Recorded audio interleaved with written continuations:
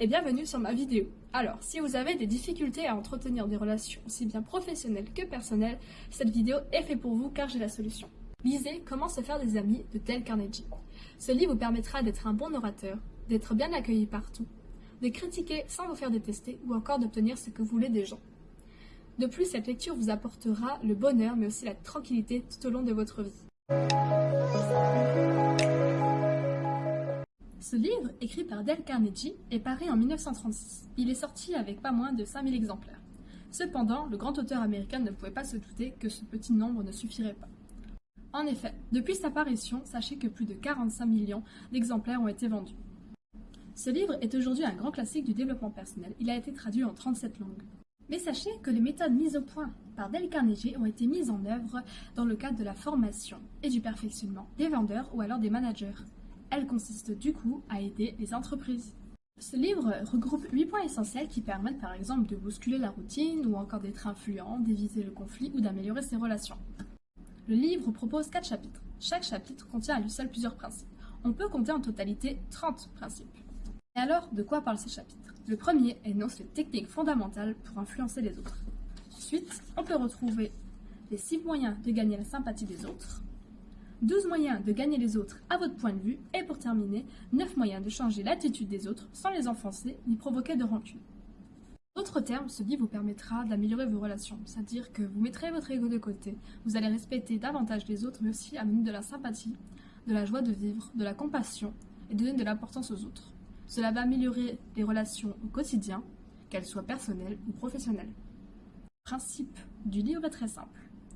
L'auteur pose une problématique qui est souvent posée dans le nom du chapitre, vient ensuite un exemple concret, quelques conseils et enfin le principe lui-même. Ensuite, à la fin de chaque partie, l'auteur énonce les divers principes qui ont été énoncés au cours des divers chapitres. La première partie du livre traite 3 principes de base, c'est-à-dire qu'il faut susciter un vif désir chez l'autre, il ne faut pas critiquer pour ne pas condamner la personne et enfin il faut aussi complimenter mais de façon honnête. La deuxième partie énonce 6 principes qui permettent d'être aimé par les autres. Il faut s'intéresser réellement aux gens. Il faut avoir le sourire, dire leur nom, les écouter, les faire se sentir importants et parler à ces personnes de ce qui les intéresse. La troisième partie permet de convaincre les autres par rapport à notre point de vue, mais elle concernera plus les entreprises et sera un peu plus difficile que les principes précédents. On peut compter environ une dizaine de principes. Tout d'abord, il faut éviter la discussion dans un débat. Il faut respecter les opinions des autres, admettre qu'on a tort, parler de façon amicale, poser des questions qui font dire oui. On peut tout simplement laisser parler notre interlocuteur à son aise. On peut aussi tout simplement lui laisser croire que l'idée vient de lui, ou tout simplement essayer de voir de son point de vue pour comprendre les choses. On peut essayer d'accueillir avec sympathie aussi les idées des autres, et faire appel aux sentiments élevés pour convaincre les gens. Ensuite, il faut utiliser l'imagination pour convaincre les gens. Et enfin, pour terminer, pourquoi pas lancer un défi. La dernière partie permet tout simplement de changer le comportement de quelqu'un sans attirer de conflit.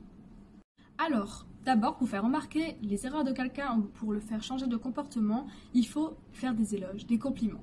Ensuite, on peut faire remarquer son erreur de manière indirecte. On peut tout simplement mentionner nos erreurs avant de mentionner les siennes, ou alors poser des questions au lieu de donner des ordres.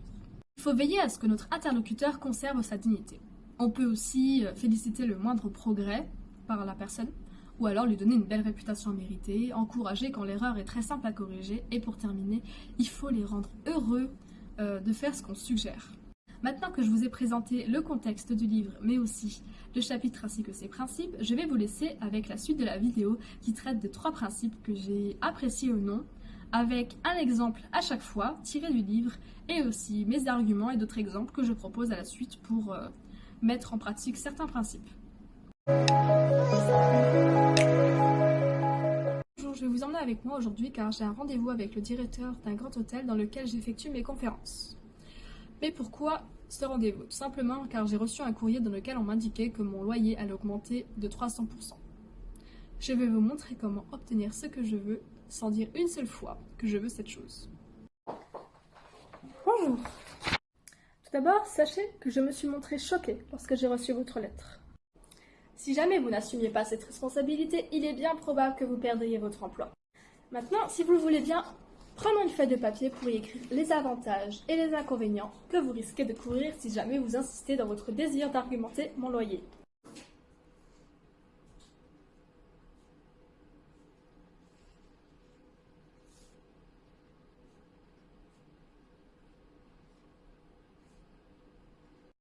Vous auriez l'avantage d'avoir une disponibilité de votre salle afin de la louer pour des bals, des conventions. Il s'agit là d'un gain substantiel car cela vous rapportera beaucoup plus que ce que vous recevez en échange de la location pour cette salle en échange de quelques conférences. Si jamais, je réservais votre salle pendant 20 soirs au cours de la même saison. Il est certain que cela signifierait pour votre hôtel un manque à gagner. Alors, examinons dès à présent les inconvénients. En premier lieu, si je ne loue pas la salle, vos revenus vont diminuer à la place d'augmenter. En effet, vos revenus vont s'annuler parce que je ne pourrai pas payer le loyer que vous avez exigé de moi. Je serai donc obligée d'aller donner mes conférences ailleurs et vous subirez également un autre désavantage. En effet, ces conférences attirent beaucoup plus de gens cultivés et de haut niveau qui par conséquent auront la possibilité de connaître votre hôtel. Cela représente des sommes importantes en publicité dans les journaux, n'est-ce pas? Il est certain que si vous dépensiez 5 000 $ en publicité dans les quotidiens, vous ne réussiriez pas à attirer autant de personnes dans votre hôtel que moi avec mes conférences. Cela ne représente-t-il pas une valeur aux yeux de votre établissement? Alors, tenez pour vous. Avant de me donner votre réponse définitive, j'aimerais que vous examiniez attentivement les avantages comme les désavantages que représente le fait de donner mes conférences dans votre hôtel. Et sachez que le lendemain matin, j'ai reçu un courrier m'indiquant que mon loyer allait augmenter de 50% au lieu de 300%. Alors, pourquoi ce principe? C'est très simple, j'ai été plutôt fascinée par la méthode qu'il a employée pour exprimer son désir sans l'évoquer une seule fois. Donc il a réussi à obtenir ce qu'il souhaitait sans même le dire distinctement et directement à la personne. Alors qui aurait pu penser que c'était possible d'avoir ce qu'on veut en évoquant le désir de l'autre? Et d'ailleurs, c'est à partir de ce moment du livre que je me suis rendu compte que ce qui comptait, c'était la personne en face et pas nous. Il fallait arrêter de penser un peu à sa petite personne. Et finalement, que quand on voulait arriver à atteindre nos objectifs, il fallait parfois s'intéresser plus à l'autre qu'à nous-mêmes. On pourrait d'ailleurs penser finalement qu'évoquer le désir de l'autre, c'est un peu comme un appât. C'est là pour amadouer la personne. Je t'évoque ton désir, tu vas forcément être intéressé. Mais d'un côté, finalement, la personne n'est pas en quelque sorte arnaquée puisque les deux en ressortent gagnants parce que la personne qui tente de vous convaincre, elle aussi cherche à aboutir ses désirs.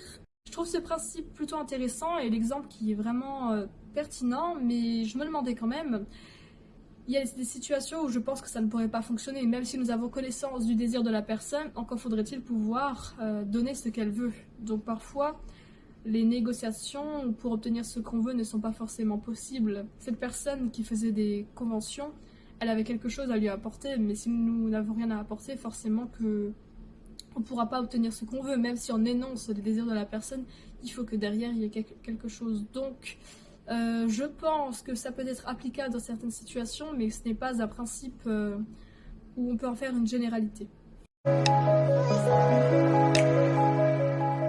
Je vais vous raconter une histoire à propos pour que vous puissiez comprendre à quel point il est important d'avouer ses torts, mais aussi de façon énergique et immédiate. C'est l'histoire de moi et de mon chien. On se baladait dans un parc, il n'avait pas de muselière et pas de laisse. Un agent de police était mécontent, il me l'a fait comprendre. Il m'a averti que la prochaine fois cela ne devait plus arriver. Malheureusement, quelques jours plus tard, j'ai effectué cette même erreur et cet agent m'a vu. Vous allez maintenant voir comment la scène s'est déroulée. À quoi pensez-vous en laissant courir votre chien sans laisse et sans muselière dans ce parc? Ne savez-vous donc pas que c'est contraire à la loi? Oui, je le sais, mais je ne pensais pas qu'il pouvait occasionner quelconque problème dans un tel endroit. Vous ne pensez pas. La loi se moque pas mal de ce que vous pensez. Ce chien aurait bien pu tuer un écureuil ou mordre un enfant. Pour cette fois-ci, je vous laisse partir sans vous donner d'amende. Cependant, s'il m'arrive de revoir ce chien dans ce parc sans laisse et sans muselière, vous vous retrouverez au tribunal. Je m'excuse, ça ne se reproduira plus. Monsieur l'agent, vous m'avez pris en flagrant délit, je suis coupable, je n'ai pas d'alibi. Et je n'ai pas d'excuse, vous m'avez donné un avertissement la semaine dernière et vous m'avez dit que si je ne mettais pas de muselière à mon chien, vous me mettriez une amende. Eh bien, je sais qu'il doit être vraiment tentant de laisser courir un petit chien comme le vôtre lorsqu'il n'y a personne aux alentours. C'est en effet très tentant, mais c'est contraire à la loi. Un petit chien comme le vôtre ne peut pas faire de mal à qui que ce soit. Mais non, il pourrait tuer un écureuil. Je pense que vous prenez les choses un peu trop à la lettre. Je vais vous dire ce que vous allez faire. Laissez-le courir en haut de la colline où je ne peux pas vous voir et nous allons oublier l'incident. Comme vous avez pu le constater, j'ai avoué mes torts directement à l'agent de police Je n'ai pas cherché d'excuses et celui-ci a même éprouvé de la compassion et ne m'a pas donné d'amende. Alors, pourquoi ce principe? Je n'aurais jamais pensé qu'admettre ses torts directement et ouvertement à la personne aurait pu avoir un impact positif.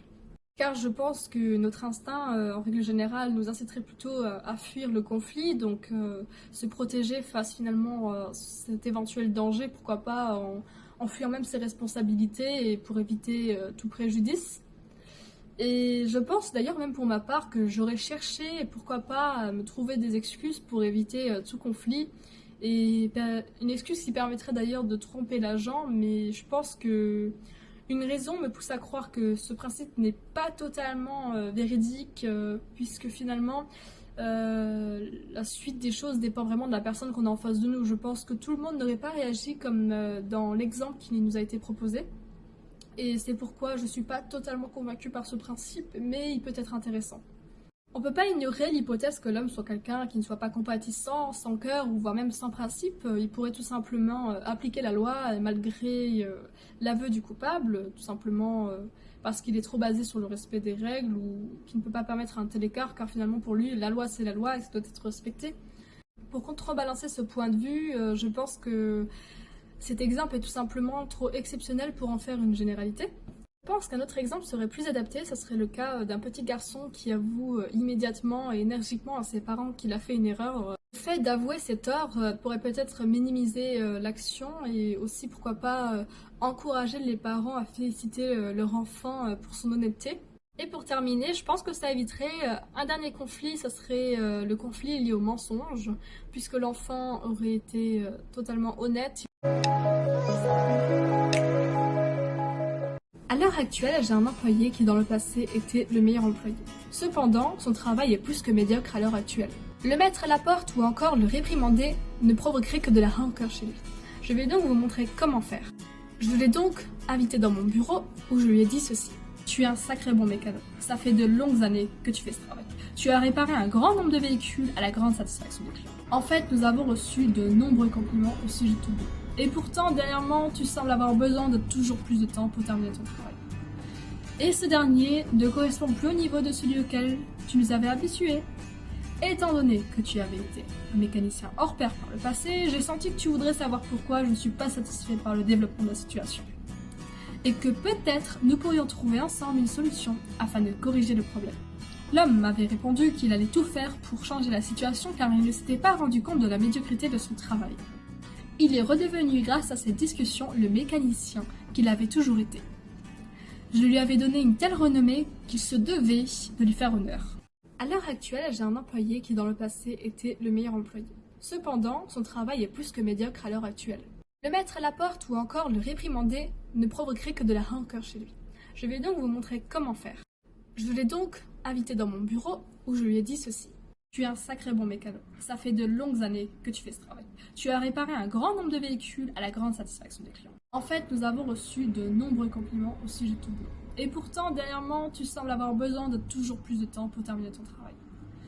Et ce dernier ne correspond plus au niveau de celui auquel tu nous avais habitués. Étant donné que tu avais été un mécanicien hors pair par le passé, j'ai senti que tu voudrais savoir pourquoi je ne suis pas satisfait par le développement de la situation. Et que peut-être nous pourrions trouver ensemble une solution afin de corriger le problème. L'homme m'avait répondu qu'il allait tout faire pour changer la situation car il ne s'était pas rendu compte de la médiocrité de son travail. Il est redevenu grâce à cette discussion le mécanicien qu'il avait toujours été. Je lui avais donné une telle renommée qu'il se devait de lui faire honneur. Donner à une personne une réputation si enviable qu'elle ne pourra qu'agir en conséquence pour lui faire honneur. Cette phrase m'a pas mal marqué dans le livre parce que je la trouve plutôt véridique. Je vais m'expliquer pourquoi. Par exemple, si vous dites à votre élève qui a reçu dernièrement une superbe note à son dernier partiel qui de plus est le meilleur de la classe, Jean, ton travail était excellent. Moi-même à ton âge je n'aurais pas fait un si bon travail et j'espère que pour ton prochain partiel, ton travail sera aussi qualitatif que celui-ci. Il a donné de l'importance à son nom, à la personne, il l'a complimenté, encouragé, il l'a invité à recommencer, à fournir un travail aussi qualitatif voire même meilleur. Jean, qui sera conscient de l'attente de son professeur, ne pourra qu'exceller à son prochain partiel afin d'obtenir des notes similaires et de maintenir sa réputation. et il voudra sans aucun doute répondre aux attentes de son professeur, car il va finalement se sentir redevable et qu'il ne voudra pas perdre cette réputation qu'on lui a attribuée. Pour terminer, je suis plutôt d'accord avec ce principe, je le trouve d'ailleurs intéressant et pertinent. Pour ma part, si on m'encourageait de telle façon, je me sentirais obligée de répondre à l'attente de ce professeur afin de conserver, pourquoi pas, du coup, cette réputation qu'on m'a attribuée. Et je sais que le seul moyen pour la conserver, ce serait de travailler, de fournir un travail exemplaire. Et du coup, je me devrais de répondre aux souhaits de ce professeur qui m'a attribué finalement cette réputation de meilleur élève. Pour conclure, je pense que ce livre permet d'en apprendre plus sur la psychologie humaine, mais aussi de réaliser à quel point il peut être facile d'améliorer ses relations avec autrui en arrêtant de se focaliser sur sa personne. Je pense que certains principes sont plutôt facultatifs car ils ne se présentent que dans des situations exceptionnelles, mais d'autres pourraient être bien utiles dans la vie de tous les jours afin d'imposer, pourquoi pas, le respect, d'avoir plus de compassion ou encore tout simplement un peu plus de joie de vivre dans ce monde. Je recommande ce livre pour un grand nombre de principes que j'ai trouvé très pertinents. Et chacun d'entre nous, on devrait les appliquer au quotidien, que ce soit le fait simplement de sourire, de ne pas critiquer